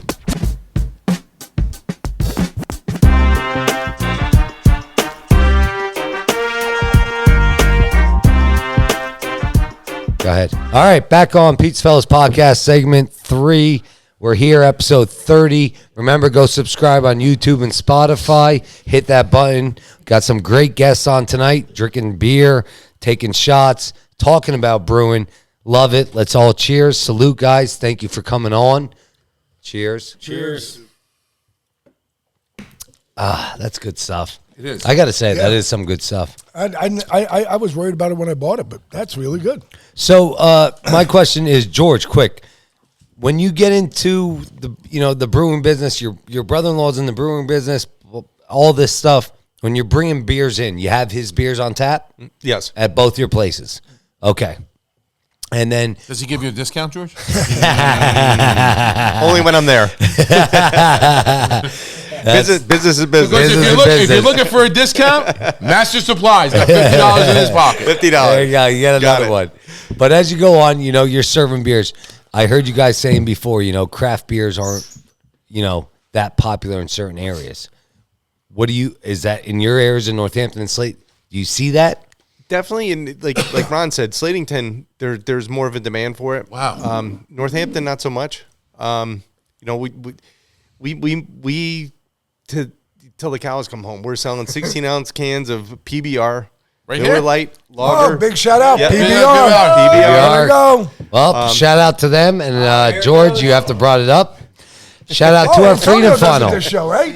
I'm not. And Didn't he say Tuesday he's doing it? Antonio said he's I used to do this when I was 3 years old. and He you're said gonna he do did it. He's going to do it now. on 30. He said. So Right, on Dave? You episode were there. 30, I'll do it. yes, No problem. Yes, Why me? I'm Why happy me? you said that, George, because we've been waiting 30 episodes Come for on. this. Fucking Here we go. easy. I used to do this when I was Shout on my out tricycle. to Freedom Funnel. Here we go. Shout out to This is like MR Ducks. That's the Freedom Funnel right there. You got to get a couple of those at the Rising River. There you go. Hold on. Let's see how much the Freedom Funnel loves them. Ah, that's good. That's good. That's all flow. I don't drink that shit. So to go What like if that eagle would have turned its head around the other way? It would have been a whole different ball game, right? That's right. So the Freedom Funnel's there to be. I'm glad. That's right. So it's more PBRs up in Northampton, something like that. PBRs, Miller Lights, Lager. Yeah. All right. I mean, and you don't have any of that either at Rising River, though. You have nothing that's like a Heineken. If someone came there and said, "Get me a Miller Lite," No, because we sell Pennsylvania beer. okay, I got you. Different. It has to Okay, be by license 50%. I got you. What we make. But we do try to make approachable beers. So yeah. people come in all the time and they're like, well, what do you have that's like Miller Lite? I'm like, well, we actually do have like beer flavored beer. Like this blonde, it doesn't have any Great beer. There's no crazy adjuncts in it. It's just a solid crafted beer flavored beer. It's hops, water, yeast, beer. Like the Mexican lager that we have. That's a great one. That's a good beer. Yeah. Do you sell that at the Gin Mill? No, I'm waiting for you to get it You on got to tap. get that on tap, man. It's a good one. I mean, that with a lemon in the summer, That's a I'll fucking good drink beer. 8 of those on the river. Well, it's 4%, so you can. So, Yes. the That's thing. what it That's is. why I like it. You know what I mean? You There's can that enjoy ABV. it. It's 4% ABV. So like one summertime, right we here. try to get lower This is octane ones. that's the Mexican lager he's talking about. This one here. That's the is- blonde ale. There's one floating around somewhere, but Well, But his pass it this way if you got it. His Mexican lager is hilarious I did? because everywhere I go, it doesn't matter if I go to a random bar, it says Corona, and you know this probably. Everyone wants a lime. I'm the only guy that says, give me a lemon. in bad. And everyone's like, what, lemon? I'm like, yeah, give me a lemon. I want a lemon with my lager, my Mexican lager. I try like it? that. Want to try it? It's really good. Is that Come the on. Mexican lager? Do the Freedom No, Funnel. that's the Irish Stout. Do the That's Freedom Irish Stout. Funnel. Next week. Fuck next week. Do it Put now. your reading pussy. glasses on. You passed me the Irish Stout. What the Come hell is on. going on here? Let's go, dickhead. Put it 37% in. Laughing at it, alcohol taking over there. fucking videos of What do me. you want me to Let's drink? do A it. bottle of bourbon? I did that when I was 3 years old. I'm Come on. actually surprised, George, though, because what is it? What is it? Tanzos. Is this yours or is this mine? Tanzos is near you, This is correct? fucking Northampton, delicious. yes. So is Tanzos great. sells a lot of IPAs and stuff like that. They do. I'm surprised that it doesn't translate over to the bar atmosphere. Yeah, I don't know. It maybe. Maybe going out. I don't know. I don't It's know. just different. Maybe Yeah, that and is. maybe the atmosphere. I mean, we're not. You Yeah, know, but what works, works. I mean, No, exactly. yeah. Yeah. I'm not saying. I'm just saying in general. It just surprises me because I know when I lived in Whitehall, we used to go to Tanzos all the time because they had special beers. Right. You go to the places that sell this. Yeah. We were talking, me and Dave and Ron earlier. We used to go. He used to wait in line in Brooklyn at Other Half Brewery for hours, and I tell him, "Here's $300. Bring me back 2 cases." Right. But that's what you get a special Hey, man. beer like that. I always enjoyed that more than an average beer. drinking 100 Miller Lights. Well, it's So funny. Northampton drinks 100 Miller Lights. That's what Oh, we do. okay. That's me and Joe. So we were talking about that. We went to, you guys know the Upper Saucon? The Upper Saucon towards Coopersburg, the Yep. social hall. Okay. So they had Key Day about 2 weeks ago, and I walk in and everyone's drinking Miller Lights. So we walk in, my wife and I, and they said to us, they said, well, what are you going to get? I said, oh, my buddies are drinking. I said, you know what? Give me 10 fucking Bud Lights on ice, right? They had it? Oh, yeah, they had it. You know why? 'Cause they gave me 10 Bud Lights. And everyone's like, what are you drinking? What the hell are you doing? Doing 10 Bud? I said, Bud Light's making a comeback. Sponsored by UFC. Sponsored Joe Rogan and all them are drinking it. I said, Bud Lights. I drink all fucking 10 Bud Lights. I'll be honest. The next day, I felt like I got hit by a train wreck. I was like, I haven't drank this since college. I haven't done, you know what I mean? You don't do that. When you drink these kind of beers, it's a little different. It is. Good beers don't give you hangovers. They don't. Yeah. There's not preservatives in it. Yes, So it's that unnatural shit that's in like mass-produced beer that gives you the hangovers. So like, Yeah, it's definitely there's something to it. But my thing to finish up, I want to say thank you to you guys. I mean, it's been a great podcast. Oh, yeah. Awesome to hear about the brewery business. We got to come on, but both of you take one at a time. Tell us something. Tell our guests and all our fans listening out there. Tell us something, advice for a business as a brewery and as a restaurant and a beer place. Some advice, a number one advice you would have for somebody. Well, I'm sure George has much better advice because he's like 3 or 4 successful businesses in. Like this guy, like he's kind of modest, but I'll say it. Like everything he's done has succeeded. So, between the Carlisle, Yanigers and his time at he ran Crocs when it was on his heyday, and then Gin Mill and then Slate Mill. Like everything he's touched has has done well. But what I'd say is there's actually a person coming in a couple days ago, and they were talking about starting a new brewery, and I was like, listen, just like if you find success, like just live there a little bit and feel it out. Don't get stars in your eyes and try to go too big. The brewing industry, like people have a little bit, their beer gets a little bit of buzz about it, and they think they're the next freaking whatever Free Will or like Treehouse or whatever. And next thing you know, they're taking out like loans beyond their means to build like 30-barrel brew houses. I'm like, dude, just like incrementally increase.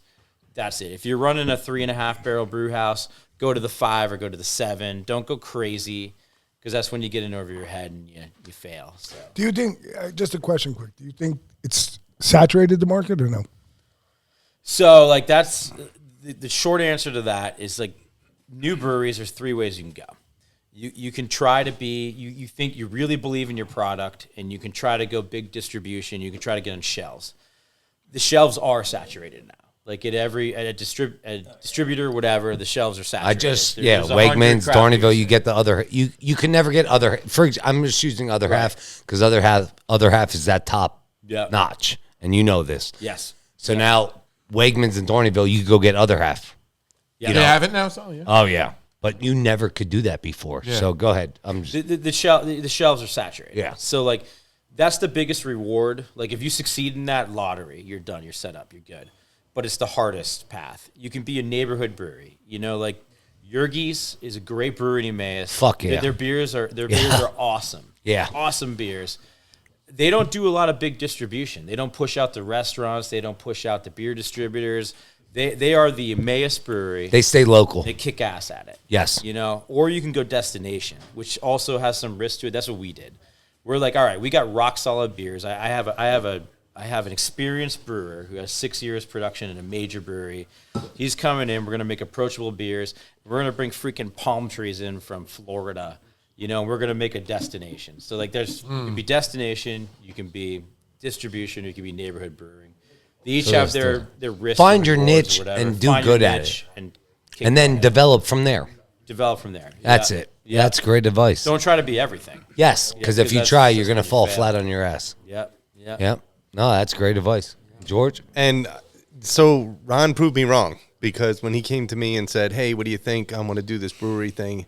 And I'm like, and this is all just right at the end of COVID. And I was saying to him, be cautious, because I felt the same way, like not knowing. And he taught me a lot tonight about his industry that I was unaware of. You know, there's if you want to, you talked about being the local brewery. You know, do you want to get yourself, you know, out there to all these places, be able to buy at other places? So he taught me a lot, but my caution to him was just be cautious, because I felt like they were all going to implode. But they all have their own market within themselves, and so he knows what he's doing. And obviously, destinational, like that property across the street from his parents' house. I remember your dad came to me and said, "What do you think? What do you think of that property?" And I said, Ron, secure it, buy it. I don't know what you're going to do with it, but at least every day when you wake up, you can control what's going on across the street. Well, I think right now, today, he's glad he can control what's going on, because it gets pretty crazy over there. Right? Oh, yeah. I mean, you got guys in the parking lot pointing, you park here, park there. Yeah, it's amazing. But he had a vision with that property that I was unaware of or could even fathom, because as a kids growing up, that's the way they lived. You know, they were over there, they were in the water, they worked at the Willows, and, you know, they grew up there. So he had that vision beyond what I could, you know, offer to him. Excellent vision, too. Excellent vision. Absolutely, without a doubt. But then getting back to your question, so I would say, like, you know, you got to be, if you have a vision, you have to go after it. You got to be committed to it. You got to stay with it. And and Shannon and I have had so many battles about things, not even battles, but just, you know, she questions things that I'm going to do, and you're going to make mistakes. Sure, you are. Absolutely going to make mistakes. You know, you're going to step to your right, and you're going to get hit with a left hand. There's things that you got to do that you it's just. How you get up from that left hand. Yes, and you got to just figure. You know, you got to find your and way. We've both been there. Yeah, absolutely. We've both been there. And you're going to get hit. You're going to get hit. But how do you spin out of it? How do you recover? And how do you proceed? You know, you're going to take a step back, but you got to keep trekking forward. You know, so. But you have that vision, you got to go after it, and you got to believe in yourself. Yeah, and you have to surround yourself with good people. You know, that goes with everything. And I think Ron's found out as well, you know, we all have good staff. And without, you know, we didn't really talk too much about the slate mill, but what I did was that we took two of my managers from the gin mill. We took one manager from the kitchen up there, and we took the other bar manager, and we split, and they went up there, but we talked to them and said, listen, this is your place, okay? You're going to run it. One day there's skin in the game for you. You know, you build it, and, you know, one day giving someone responsibility. Yours. Absolutely. It's just like, you're right about that real quick. It's like saying to someone, I always try to give my employees, even now, more responsibility than they are. You know, and you're saying, why don't you do this much? Because I have employees, so I want to give them more responsibility so they have more stake in the business. Right. They feel like they're coming here for a reason. If I do everything, or my wife or my dad or my mom, we do everything. They're puppets. They're puppets. Yep. Exactly. And now we're just working harder. Right. You got to give them some more responsibility. And isn't it a hard thing to delegate when you have a family business? Yes. Right? Oh, yeah. It's very hard. It's so hard to delegate. I have to say, though, in reference to Sal, it's like, you know, I would say the last 2 weeks, I've had more people come up because, I mean, we've had some, you know, this year we've had some very rigorous hours. You know what I'm saying? Like, and people come up to the front. They're like, I want to say one thing. Your team here, your staff, you guys do a great job. And it's like a guy called today. She came and says, a guy wants to talk to you on the phone. And same thing. And I was like, well, I'm honored to hear you say that, you know. As an owner, that's a good thing to feel because people do want to come in and want to make sure they're doing their job. And, you know, it's by giving them some leadership, asking them, you know, how's that new person that you're with? How are they doing? Giving a question like that to them means 100 times to them. It's like, oh, he's entrusting to me what I think about this new employee. Are they doing their job? Are they learning well? Are they moving well? You know? And we have so many that are coming in, but I mean, we just hired a couple of people that I think they're going to do really good. I mean, But you're right. You got to have certain people. You got to just be respectful and say, hey, listen, this is yours also. Yeah. Right. Because at the end of the day, if it's a brewery, if it's a gin mill, if it's Piaggio's, if any pizza shop in the world, Sure. these people are making a living at your restaurant and they're supporting your family from your business to pay for their family. families. Right. And That's so what they I'm have saying. skin They're in the game. supporting their families. They have skin in the so they game, have yeah, to have it's a skin in good the way. game. Look, That's if- great. If they feel ownership, they're going to be loyal. Yes. You want loyalty. You know, like, and you get loyalty by having them feel like I'm a part of this. Like I'm a key part of this. Like my ideas matter. My ideas are valued. Whatever. And then they'll take a bullet for you. And I think those been lucky conversations because we have those happen people. just subtly. Yeah. You know, it's not something. It's not something that. Excuse me. It's not something that you work at. You wait for those moments. You know, I mean, It's organic. yeah, Just like happens. today. Yeah. I mean, today I was there and I had two employees. You know, there was a misunderstanding Saturday night between two employees. I knew about the misunderstanding, all that. Okay, they're great people. I love them. So Monday I'm in. I say nothing to one of them. Tuesday I'm in. I say nothing to the other one because they're not in together until today. Today, all of a sudden, they get together and you could see. It's all beautiful. And then I said what I said. You know, it was like, I was waiting for this. You guys, it's good to make mistakes. It's good to have a dysfunction. But it's good to see you guys came together before I had to come and get you. And I'm proud of that. Yeah. You know, and those two people, they were like, and then they got all emotional. I was like, look, we can't talk anymore. The whole room's going to start crying. So let's get to work. You know? Yeah, it's good to make mistakes. It's good to make mistakes, but you can't make the same mistake over and over and over. Right. You gotta And learn. this was a one of a kind misunderstanding. But it happens. But when you gotta when just you're hitting go through 450 it. tickets and you're in the pressure, you know, it's like stuff happens, you know. And again, like I said, you got to trek forward. You can't dwell on it. Right. You know. Yes. Well, this was a moment they came together with love. You know what I mean? And yeah. I was waiting for that because I thought to myself, I was like, I got to give them their opportunity to see when they're together, you know. Yeah. And the moment the one came in, the other one was just waiting, and you can see it was emotional. And then I was like, all right, you're doing everything I wanted to see because you guys have been with me for such a long time. And that's what I was waiting on. Do you have that character to make sure it heals? You know, and they do. For They do. a real quick example is, and I'll say it for him, he won't say it out loud because that's how he is. But this man's been working for Anna Capri for a while. And we know Jerry, the owner. We know his son, Lou. And he works very hard for them. But I don't think he would be as successful as he was if they didn't believe in him.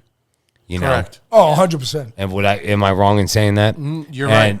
They do believe in him, and they, just like we said at a restaurant or a brewery or any business, your employees, he's one of their employees, but they allow him to do some certain things, and they're saying That I couldn't do at any other company. yes. They empower you, man. They empower Well, you. listen, even as a customer, there's been at least a half a dozen times Jerry and Lou came down, and we've had conversations at our office at 1 Yeah. and 2. And, you know, like, what do you think? You know, what do you... And it's like just, you know, that as a consumer, it builds loyalty. And, like, our relationship with Jerry, Lou, has just, like, grown. I mean, they're inviting us to their beach house. Yeah, you know, it's like it's that, stuff like that. You just on grow. that business sense, it just happens, you know. But when you do that on a big level, it's awesome. Yeah, it is. You know, It's a family-run business like you guys, right? And you just want to take that level to 100% almost every day. But you have to have the right employees to do it. Yep. You know what I mean? doubt. You know, And as long as you need that core group. correct. You need that core group because you're never going to have everybody. No. But you have the core group, you're good. You know, guys, all I want to know is this. Does everybody want to join hands and just start singing Kumbaya? Because I would love to, like, just like, Kumbaya, my Lord.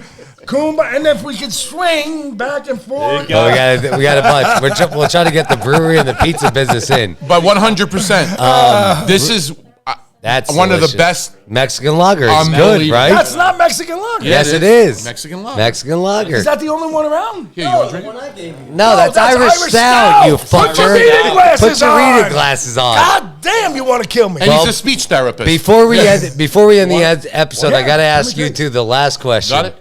Ron and George, when you grew up in the Valley, who were your pizza places that you went to? What was your pizza? No, drink it if you want it. No, have it. I have it, Joe. What was your I'll share it with you. Go ahead. I'll drink It was Salvatore Rufino's. Salvatore? All right. Come on. Absolutely. All right. Joe, do you remember what I used to order? The Italian Stromboli. Remember? Yes, yeah. The The Italian Stromboli, and you put the Parmesan on top. Yes. You'd brush it with the olive oil. Yeah.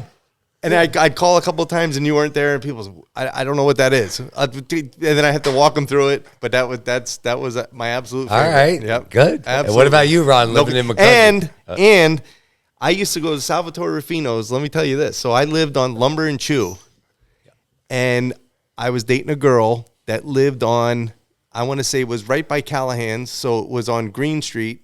So Tillman over there, around the corner. So Gallen's on Tillman. So you have So Tillman behind and then Green Street's the next street. Green Yes. Street, and it was right behind Callahan's. So it was like 19th and 20th. Yeah. I used to jog from Lumber and Chew to the West End, to the West End girls, right? I used to jog out there, and we would meet up, and then I would go to Salvatore Rufino's. That was your date. That was my date. Yes, absolutely. But I would get my road work in, and I would run. And freaking ninth grade. In the Can't art, you- those you guys are jogging my memory, man. Those are the days we had the Did you orange. grab a No six wonder pack? my knees hurt. The orange Yeah, juice. did you grab a 6-pack or a 40 for the beer? No, there was no drinking back then. It was ran out. You know, we did our date, and then we went to Salvatore That's Rufino's awesome. to the West End of Allentown. That's I'm awesome. so glad, like the memories I have of Do all you the remember people. the deep West End was like? Oh, it was yeah. beyond 15th Street. It was right? it was unreal. It was unreal. Yeah, you got into the deep the whole West West End. You had the Shanty there. You had Henry Salt of the Sea. You had 19th Street Deli. You had us. You had Sailors up on the corner. You had Volpe's. Volpe's, but then what's his name around the corner with the burgers? Wirtz Cafe. Wirtz You had is- Ringer's Roost. You had Joey D's, was it? Joey D's. Yeah. Remember? Yeah. Joe Giacomo, yeah. Oh, yeah. Which is forget that Greg's name? Yeah. West End Saloon now. He Yeah. comes in the shop for Sicilian. I love like the guy. I see him now. It's like I look at him and I'm like, man, I've been serving you since the Olympic weight. Remember the Olympic gym? Yep. Mike Coco's place. Yes. Big shout out, Mike Coco. Mike How are Coco, you? he's I mean, I making can metal remember, houses now. remember the days when that gym was open and all the guys would be out there. Carvel was across the street. I mean, that was a fucking great time. Yep. And the guy, Greg, who owns the West End Saloon, he lifted there. From that point, I was serving him slices. He still comes into Biagio's. He gets a Sicilian. It's like, I look at these people like they're my legacy customers. Yep. You know, And the best part is my group, my age, we're looking at Greg's. We're like, Greg, that's the hood bar of the West End, right? But Yeah, but but it doesn't matter. That place is fucking packed. It's awesome. It's He packed. does a It's great open. job. Does man. a great job. I He love does it. a great job. But about it you, does Ron? that. What about you, Ron? What was your pizza place? In McCungy. He's a Dutchie. I'm a Dutchie, so I keep it simple. But growing up in East Texas next to the borough of McCungy, it's a Salvatore's on Main Street. Salvatore's Okay. on Main Street. Yeah. I got you. That's a good name. That's a good. That's great. Yeah, Good yeah. name. It's a good name. Yeah, hey, same Pino family. I and still Sal. think Right, that's right up the street from Master Supply Line. That's Right, right just across the right street. next door. Right across the Yeah, street. Right across the street. Yeah, up the street. But it's a family place, and Yeah. that's the common theme here. It's Yeah. like, and all the I think- litany of like. I don't think he's businesses changed a just thing in that named. place Yeah, since exactly. he It's opened all up. families, Yeah, exactly. That's the best day at the brewery is like when it's like I'm there, Robbie's there, Shannon and George are making food, my dad's there, my mom's busting tables, the kids, Jack, Luke, and Cecilia are there running around going Lord of the Flies in the woods or something. Those are the best days, man, because the whole family's together. There you go. There you go. Memories. That's what it is. Memories. Too, you know? Well, let's do last shout out Last shout out to our Here sponsors. Here we go. Jeff Adams, Remax Realty, Pennsylvania, New Jersey, 610-972-5323. You need a house to sell, you need a house to buy, call Mr. Jeff.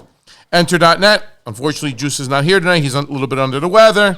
Marketing, social media, and website design. Get in touch with him if you need something done. Franco's Pizza, Rosie and Filippo Belia, thank you again for the sponsorship. They're located in Wilkes-Barre, Pennsylvania, right across the street from the courthouse. So if you get locked up, eat there first and then get locked up. Lehigh Valley Pizza Shop, like and share. Like him, he's an okay guy. Mr. Oliver Nasri on to my left, which would be your right. 11,000 followers. 11,000 followers and continue. Thanks because of us. It doesn't matter. No, He's because part of us. Shut the fuck up. He's part of us. I'm kidding, Oliver. CigarSampler.com. Jeff Brown's in the building tonight. So we were smoking, well, I was smoking Knuckle Sandwich Guy Fieri cigar. Excellent. I smoked the whole thing. And he just said to me, $100 and over, $10 off. Use the code PIZZA, P-I-Z-Z-A. Master Supply, Kevin and Barb. Master, thank you again for the sponsorship located in the country. And don't forget to call Dave Sweeney. He has that crisp $50 bill. He's new about customers. 300 out right now. Tony Nasser, TNY Construction.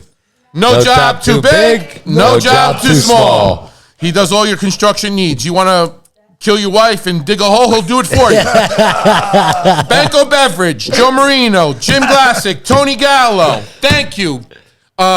Joe's Peach Tea. Oh, no. Joe's Teas. Calypso, Zoa, and Vizzy, Paps, Blue Ribbon.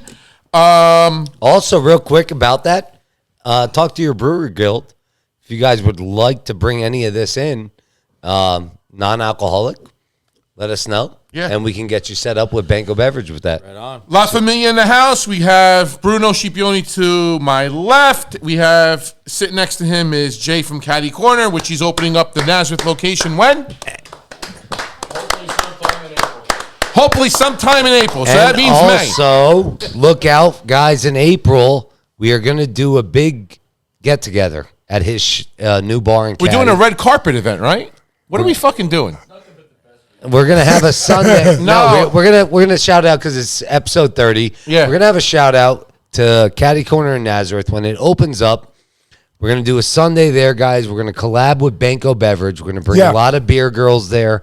They're gonna be giving out free PBR, free Miller Lights, whatever it is, and we're gonna be there. We're gonna do a live podcast from his bar, and we're gonna have it there. Shots are gonna be flowing. Have a good time, and it's all for our friend. I was What's told the date of that? We don't know We yet. decided- It's going to We'll be in let you know. April. when he's But open. that's when you got to have the PizzaFellas Raspberry River beer. Yeah, That's it. yes. Yeah. That's So the date. yes, we And will. and from what I understand, Sal, guys, from what I understand, also, Oliver informed me today that he's actually jumping out of a plane for that event with no parachute.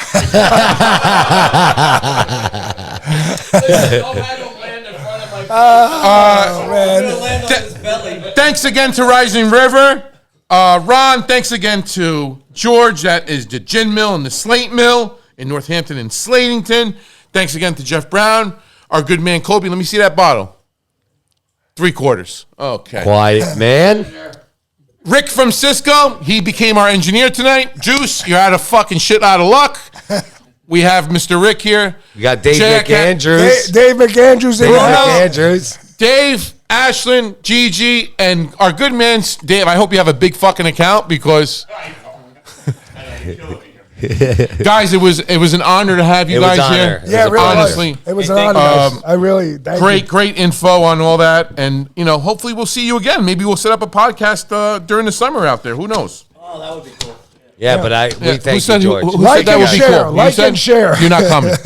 And I'm glad. Get your IT people to like and share. Real it. quick, I'm glad that you guys came on as a family because, Ron said to me, hey, you want to do a collab? Can we have two people? I said, yes, I would love that because this is what we're all about.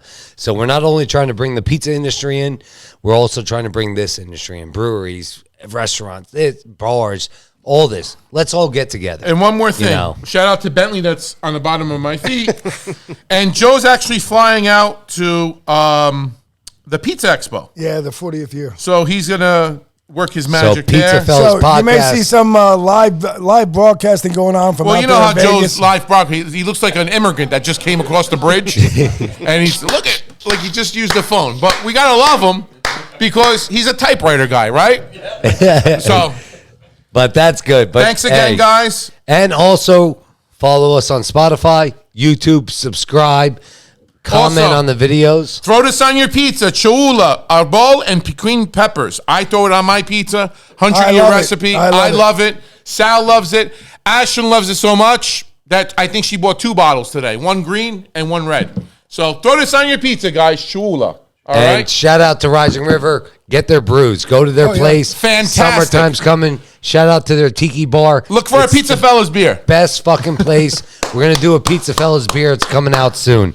Love Thanks you again, guys. guys. Cheers. Salute. Salute. Hold on. Do a cheers. I don't know where my Salute. fucking thing is. All right. Love. Oh, go ahead, I got it. Antonio. Finish it off. Just take the whole thing. Wait, you want me to do another fun? Yeah, do a funnel. I don't give a fuck. I'll do it. All right. We'll do another twist photo. my fucking arm. Twist the arm. All right. How about this? No. Let me give me a Paps. Now you're going to do half Bro, and I'll do I'm half. going to end up sleeping in the fucking parking lot. No, I'll do half. You do half. Okay, you do half. It's Which one is that? it's Rising River. What is it, 16 fucking proof? Your lager. Your lager. That's a good one. PL, all right, I'll do half. It's the blonde Mexican. That's good. There you go. No, I got the blonde here. Ben, you want some? Okay, buddy, I got you. There you go. Half. Thank you for coming Shout out, out guys. to Freedom Funnel God bless, and good night. and cheers.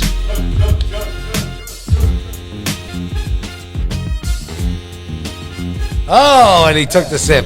Cheers. Episode 30, guys. It's a God bless. PizzaFellas podcast. Turn speakers up, we better have a blast. Grab a drink, fill a glass. Light a cigar, come on, let's make it last. Pizza Talk with Sal and Joe. Oliver, Antonio. Pizza stories, they gon' tell us. Let's have some fun with the Pizza Fellas.